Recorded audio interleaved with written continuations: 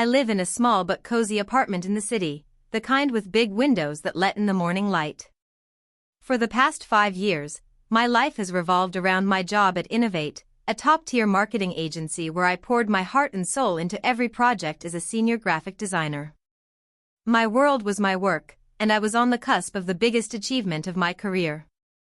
That is, until the man I trusted as a mentor decided to burn it all down for his own gain, thinking I'd just disappear into the ashes. He was wrong. Before this story unfolds, I'd love to connect with you.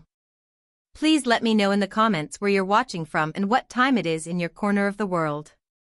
It's amazing to see how far these stories can travel. The office was quiet, a rare state for a Thursday night. The only sounds were the hum of the servers and the frantic clicking of my mouse. My desk was a chaotic landscape of empty coffee cups, Pantone swatchbooks, and scribbled-on sticky notes. For the last 6 months, I had been the lead designer on the North Star account, a massive rebranding project for a luxury hotel chain that was worth millions to our agency. The final presentation to the client's board was tomorrow at 10 a.m. This project wasn't just a job, it was my baby, my masterpiece. I'd personally developed the core concept, timeless elegance, and meticulously crafted every element, from the new logo to the website layout and the print materials. My boss, David Miller, the agency's managing director, had called it genius. He'd been my biggest supporter, or so I thought. He'd often stop by my desk, offering words of encouragement. "Eliana," he'd say with a fatherly smile, "this is the work that will make you a partner one day. Just keep pushing." And I did. I pushed through sleepless nights, canceled plans with friends, and survived on takeout food. My social life had dwindled to text messages and apologetic raincheck replies. The only person in the office who seemed to understand the pressure was Sarah Chin, one of the account managers. She was sharp, no-nonsense, and had a keen eye for office politics. "You're killing it, Eliana," she said, pausing by my desk on her way out earlier that evening. "But don't let David work you into the ground. Make sure you're getting the credit you deserve." I waved her off with a tired smile. "He's been great. This is a team effort." "Just be careful," she warned, her eyes holding a hint of something I couldn't quite decipher.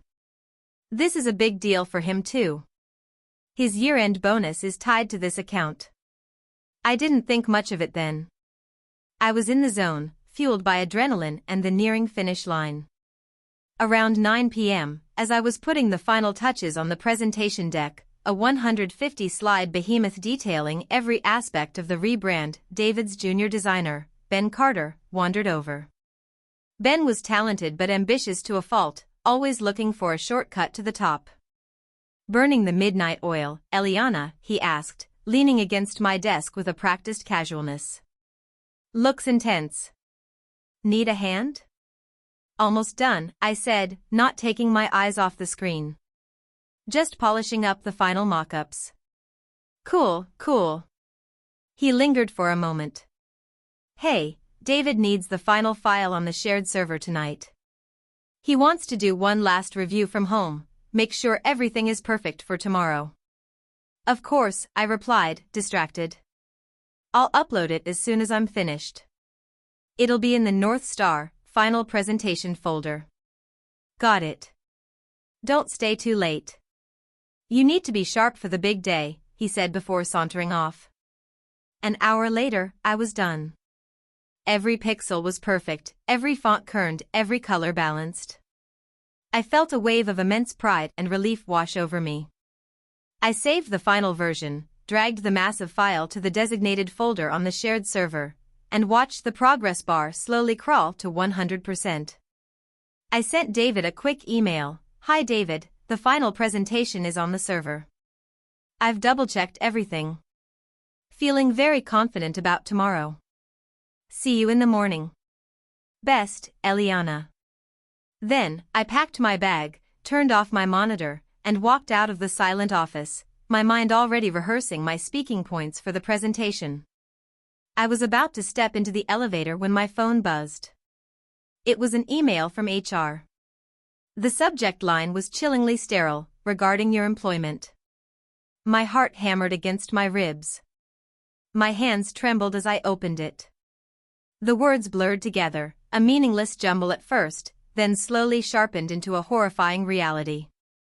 Dear Eliana, it began. This email is to inform you that your employment with Innovate is terminated, effective immediately. This decision was made as part of a strategic restructuring to streamline our creative department. Your final paycheck will be mailed to you. A member of our security team will supervise you as you collect your personal belongings tomorrow morning between 8 o'clock and 8:30 a.m. We wish you the best in your future endeavors. The email was CC'd to David Miller. I stood there, frozen in the empty hallway, the fluorescent lights humming overhead. It didn't make sense. Restructuring? 24 hours before the biggest presentation of my career? I had just dedicated 6 months of my life to this project, and now, on the eve of its completion, I was fired? Via a cold, impersonal email? The project I had just uploaded, my masterpiece, was still warm on the server. And tomorrow, I wouldn't even be allowed in the building to present it. The world tilted on its axis. I read the email again, and then a third time, convinced it had to be a mistake. A horrible, cruel prank. My mind raced, trying to find a logical explanation. Maybe it was an automated email sent in error? Maybe restructuring was a euphemism for something else, something I had done wrong? But what? My last performance review had been glowing. David himself had praised my work ethic and creativity just hours ago. My first instinct was to call him. I fumbled for my phone, my thumb hovering over his contact. What would I even say? Hi David, I know you're busy reviewing the presentation I just finished, but did you know I was just fired? It sounded insane. Then, a cold dread washed over me as Sarah's words echoed in my mind, make sure you're getting the credit you deserve. His year-end bonus is tied to this account. No. It couldn't be. David wouldn't do that. He was my mentor. He had championed me, pushed me, promised me a future at the agency. Betrayal wasn't just a possibility, it felt like a violation of a fundamental law of my professional universe. I stumbled back to my desk, my keys slipping through my numb fingers. I needed to see if I could still access my work, my emails, anything that could prove this was a mistake. I logged back into my computer. Access denied. My corporate email account, my cloud storage, my internal messaging app, all of it, gone. I had been digitally exorcised from the company in the span of an hour. The speed and efficiency of it were brutal. Panic began to set in, sharp and suffocating. My work, my portfolio, years of files, were they all gone? But my focus quickly narrowed to the North Star project. The presentation. The file I had so diligently uploaded to the shared server just before the axe fell. It was all they needed. My concept, my designs, my strategy, all neatly packaged and ready to be presented by someone else. Suddenly, Ben's visit to my desk felt less like a friendly check-in and more like a calculated move. He had confirmed I was almost done. He had confirmed where I was saving the file. Was he in on it? The timing was too perfect, too cruel to be a coincidence. I had been led to the finish line, allowed to pour every last drop of my creative energy into the project, only to be discarded the second I was no longer needed. I thought about the morning meeting. David would stand in front of the North Star executives. He would click through the slides I had designed, speak the words I had written in the speaker notes, and take credit for the genius concept I had conceived. He would secure the multi-million-dollar account, get his fat year-end bonus, and I would be at home, locked out of my email, trying to figure out how to pay my rent. The sheer audacity of it left me breathless. He hadn't just fired me, he had stolen my work, my intellectual property, and my future at the company. The fatherly mentor, the supportive boss, it was all a facade. He had been playing me for months. Every word of encouragement was a manipulation, a way to ensure I produced the best possible work for him to steal. I felt a wave of nausea. I had trusted him implicitly. I had looked up to him, admired his career, and believed he had my best interests at heart. That night, sitting alone in the dark office that no longer felt like mine, the grief of that broken trust was sharper than the anger. It felt like a personal attack, a deep and calculated wound. But as the initial shock began to subside, it was replaced by a different feeling, a cold, hard resolve. He wasn't going to get away with this. I didn't know how, but I knew I wouldn't let him stand on the grave of my career and call himself a king. The war was just beginning. I will proceed. Here are the next chapters of the story. Chapter 3, The Unraveling Truth. The walk home was a blur. The city lights smeared into watercolor streaks through my tear-filled eyes. My cozy apartment, usually a sanctuary, felt like a cage. Sleep was impossible. I spent the night pacing the worn wooden floors, the cold, corporate words of the termination email burning in my mind. Every time I closed my eyes, I saw David's smiling, duplicitous face. By dawn, the grief had hardened into a cold, diamond-hard fury. He had underestimated me. He assumed I would break, crawl away, and accept my fate. He thought I was just another disposable employee. My first coherent thought was, I need proof. An accusation without evidence is just noise. My access was gone, but I had one potential lifeline, Sarah Chen. She was smart, discreet, and she had already voiced her suspicions about David. It was a huge risk for her. If she helped me and got caught, her job would be on the line. But I had to try. At 7 a.m., I sent her a carefully worded text message, avoiding any incriminating details. Hi Sarah, something terrible has happened. I need to talk to you, but not on a work channel. Can you call me on my personal number when you have a secure moment? The minutes that followed were agonizing. I imagined her seeing the message, weighing the risks, and deciding to ignore it. My phone remained silent. 7:15, 7:30. My hope began to fade. Maybe I had been wrong to trust her. Maybe everyone at the agency was only out for themselves. Just as I was about to give up, my phone buzzed with an unknown number. I answered with a shaky hello? Eliana? It's me, Sarah's voice was low and tense. I'm in my car. What happened? Your name is red on the company directory. It says terminated. I took a deep breath and told her everything, the late night, finishing the project, uploading the file, and the email from HR that came an hour later. I told her about being locked out of the system, my theory about David stealing the work for his bonus, and the security escort scheduled for 8 a.m. There was a long silence on the other end of the line. I could hear the distant sound of traffic. When Sarah finally spoke, her voice was laced with anger. That son of a... I knew it. I knew he was a snake. The way he was hovering over you for the last 2 weeks, it wasn't support, it was surveillance. He was waiting for you to finish. I know, I said, my voice cracking with relief. I wasn't crazy. But Sarah, I have no proof. It's my word against a managing director's. They'll paint me as a disgruntled employee. Okay, just breathe, she said, her tone shifting from outrage to strategic calm. Let me see what I can find. Don't go to the office at 8. Delay it. Tell them you have a personal emergency. Buy me some time. I can't access your design files, but I can look at administrative records. If this was planned, there has to be a paper trail. We hung up, and I felt the first glimmer of hope.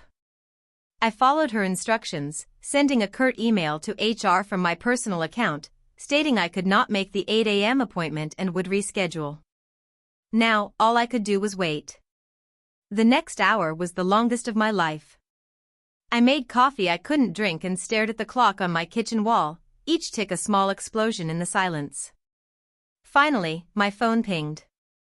It was a text from Sarah's personal number. Check your email. Personal account. Now. I rushed to my laptop, my hands trembling as I logged in. There was an email from a disposable, anonymous email address. The subject was Innovate. Inside were two attachments. The first was a screenshot of an email chain between David and the head of HR, dated 2 weeks ago. David's message was chillingly clear. As discussed, please prepare the termination paperwork for Eliana. The effective date will be this Thursday evening. I will give you the final confirmation as soon as I have the completed project files in my possession. We'll cite departmental restructuring as the official reason. The second attachment was a snippet from the company's financial projections for the next quarter. A massive executive bonus, clearly labeled D. A. Miller, was listed as pending under the revenue expected from the North Star account. There it was. Cold, hard, undeniable proof. It wasn't just a spur-of-the-moment decision, it was a premeditated plot to steal my work and cash in. He had been planning this for weeks, smiling to my face, praising me, all while sharpening the knife he was about to stick in my back. The evidence didn't just support my theory, it confirmed my worst fears. Sarah had found the smoking gun. In a follow-up text, she wrote, "He also assigned Ben Carter as support for the North Star presentation, starting this morning. He's trying to get Ben up to speed on your work. The presentation is still on for 10 a.m. Be careful, Eliana. David is ruthless." The pieces all clicked into place. Ben wasn't necessarily a co-conspirator, he was just the cleanup crew, the pawn David was using to help sell my work as his own. But now I had the truth, and with it, a weapon. The game had changed. Armed with the proof from Sarah, my panic was replaced by a laser-like focus. The presentation was in less than 2 hours. Storming into the office and screaming accusations would get me thrown out by security and branded as hysterical. A lawsuit would take months, even years, and by then, the damage would be done. David would have the account, the bonus, and a new story to tell about a brilliant project he single-handedly saved from a failing employee. No, I had to be smarter than that. I had to dismantle his victory from the inside, and I had to do it today. My plan needed to be surgical. David's weakness was his arrogance. He believed he had one, that I was out of the picture. His other weakness was that while he could read my slides, he didn't know the work. He hadn't lived and breathed the North Star brand for 6 months. He didn't know the reasoning behind the specific shade of blue I chose for the logo or the complex user experience theory behind the website navigation. He had the script, but he didn't know the soul of the performance. That was my opening. I sat down at my laptop, my fingers flying across the keyboard. First, I needed to contact the client. I didn't have their direct contact information anymore, but I knew the name of their chief marketing officer, a woman named Ms. Eleanor Vance, who was leading the rebranding committee. A quick search on LinkedIn confirmed her name and title. Most corporate email addresses follow a standard format, like firstname.lastname@company.com. I took an educated guess and composed a new email from my personal account. The subject line was professional and intriguing, supplementary materials for the North Star presentation. The body of the email was a masterpiece of corporate subtlety. I wrote, "Dear Ms. Vance, my name is Eliana, and I have been the lead designer and strategist for the North Star rebranding project for the past 6 months. In preparation for this morning's final presentation, I have compiled some additional in-depth case studies and technical specifications that I believe will be invaluable for your team. Due to a sudden and unexpected internal restructuring at my agency, I will not be in the meeting today to present them myself. However, I felt it was my professional duty to ensure you had access to the complete strategic vision behind the work. You can find these supplementary materials at the following secure link." The secure link was the crucial part of the plan. It led to a password-protected cloud folder.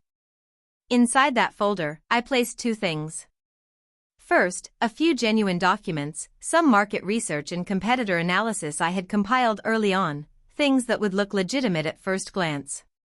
And second, buried within those, was a single, password-protected PDF file named A Note on Project Integrity.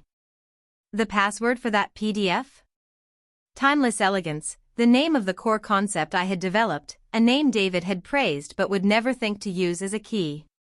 Inside that PDF was everything: the screenshot of David's email to HR, the financial document showing his pending bonus, and a concise, professionally written one-page summary detailing how he had orchestrated my termination to steal my work. It was a digital time bomb. I hit send. My heart was pounding. Would she even see the email in time?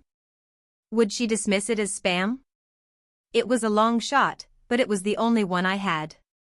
My plan wasn't just to expose him to the company, it was to expose him to the client he was trying so desperately to impress. If Ms. Vance opened that file before or during the presentation, David's carefully constructed world would come crashing down around him. I had planted the seeds.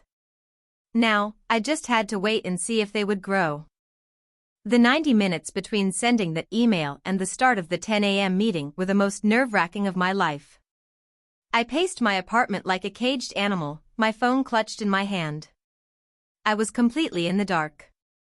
My trap was set, but I had no way of knowing if the prey would even go near it. For all I knew, Ms. Vance was a busy executive who never checked her own email, or my message had been immediately flagged as junk by a corporate filter. David could be in that boardroom right now, charming the clients and sealing the deal with my work. At 9:45 a.m., my phone rang. It was an internal number from the agency. My blood ran cold. It had to be security, demanding to know why I'd missed my 8 a.m. appointment. I almost didn't answer, but something made me swipe to accept the call. Eliana? The voice on the other end was frantic and shaky. It was Ben Carter. Ben?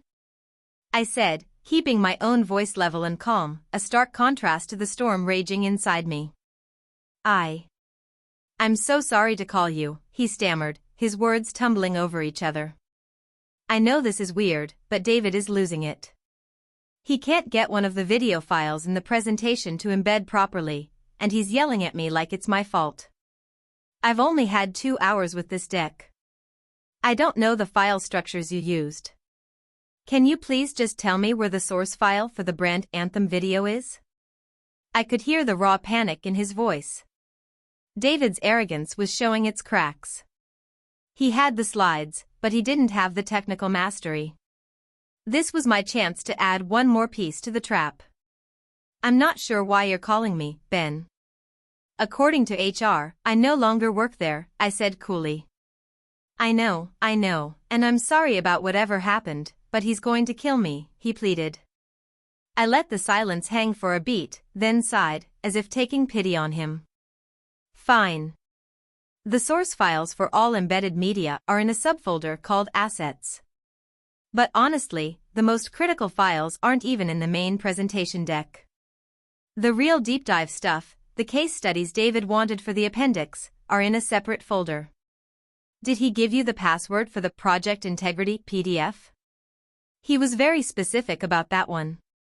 Project Integrity PDF? Ben sounded confused. No, he didn't mention anything about that. He just gave me the main presentation file. Oh, I said, injecting a note of feigned concern. That's strange. He told me it was the most important part of the client deliverable. Well, I'm sure he knows what he's doing. I could almost hear the gears turning in his head. I had planted a seed of doubt. Ben was ambitious, but he wasn't stupid. He knew a half-prepared presentation when he saw one. He now knew there was a crucial file that his new boss was either ignorant of or hiding from him. Okay, he said slowly, his panic replaced by a hint of suspicion. Thanks, Eliana. And, good luck. He hung up. I knew he wouldn't confront David, not yet. But he would be watching. He was now an unwitting mole in that meeting, hyper-aware that something was wrong. The trap wasn't just for the client anymore, it was for David's own team. At 10 a.m., my phone buzzed with a text from Sarah. They're going in. David just straightened his tie. He looks like the cat that got the cream. Showtime. My apartment became a command center. I sat on my sofa, my laptop open, my phone in my hand, waiting for updates. The next hour unfolded through a series of short, tense text messages from Sarah, who had found a reason to be near the glass-walled conference room. 10:05 a.m., David's starting.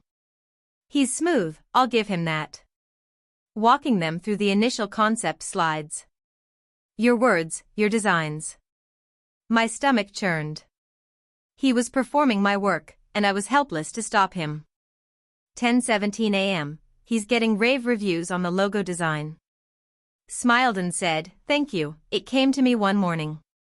I think I'm going to be sick.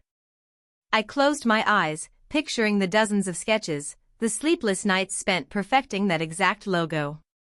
10:28 a.m., something's happening. The CMO, Vance, just held up her hand. She stopped him mid-sentence. My heart leaped into my throat. This was it. 10:29 a.m., she's asking him about an email. She said she received some supplementary materials this morning. I held my breath. 10:31 a.m., David looks confused. He's trying to play it off, saying all materials are in the presentation. Vance is not having it. She's referencing a file by name. A note on project integrity. Ben Carter just looked at David like he's seen a ghost. The seed I planted with Ben had sprouted. He knew the name of the file. He knew David was lying. 10:33 a.m., holy. She's asking him for the password. She just said, your lead designer mentioned it was named after the core concept. She's looking right at him. The whole room is silent. David was trapped. He had no idea what the core concept was even called beyond what was written on the slide. He had stolen the car but didn't know how to start the engine. 10:35 a.m., he's stammering. He can't answer. She just turned to her assistant. The password is timeless elegance. Eliana, she's opening it. My hands were shaking so hard I could barely hold my phone. 10:36 a.m., it's on the main screen. Your summary. The emails. The bonus document. It's all up there on the 80-inch screen for the entire board to see. 10:38 a.m., David is frozen. He's Snow White. He's been exposed. Utter, complete silence in the room. 10:40 a.m., meeting's over. Vance stood up, looked David dead in the eye, and said, this presentation is concluded. We will be in touch with your agency's legal department. Then she and her team stood up and walked out. Without another word. The final text from Sarah was a blurry picture of David Miller, sitting alone at the head of the massive conference table, his head in his hands. My time bomb had not just exploded, it had vaporized him. The fallout was immediate and spectacular. By noon, Sarah called to tell me that David had been escorted from the building by security, the same fate he had planned for me. By the end of the day, the agency's CEO had issued a company-wide email announcing David's immediate departure due to a severe breach of professional ethics. The North Star account, of course, was lost. I spent the rest of the day in a state of surreal calm. The anger and anxiety had vanished, replaced by a quiet sense of vindication. I hadn't just won, I had ensured that justice was served in the most public way possible. The next morning, I received an email from a name I never expected to see in my personal inbox, Eleanor Vance. Her message was short and to the point. She apologized for what I had endured and expressed her admiration for my work and my courage. She ended the email with a question, would you be available for a call tomorrow? On that call, Ms. Vance didn't just offer me sympathy, she offered me a job. She explained that while they were severing ties with Innovate, they still believed my vision for the North Star brand was brilliant. She offered me a senior creative director position, in-house, to lead the rebranding project herself. It was more responsibility and a higher salary than I ever would have had at the agency.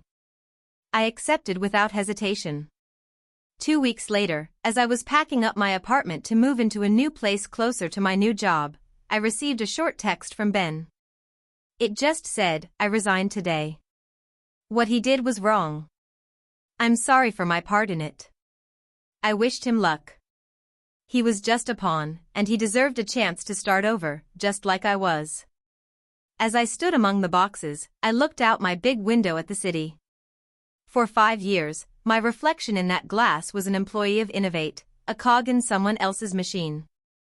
Now, I saw a director, a leader, a woman who had faced the worst kind of professional betrayal and had not only survived but thrived. David had tried to fire me 24 hours before my deadline. Instead, he had fast-tracked me to a future that was brighter than anything I could have ever imagined. He didn't just lose his job, he lost the power he thought he had over me. And I had found a new foundation, one built not of corporate ladders, but of my own strength and integrity.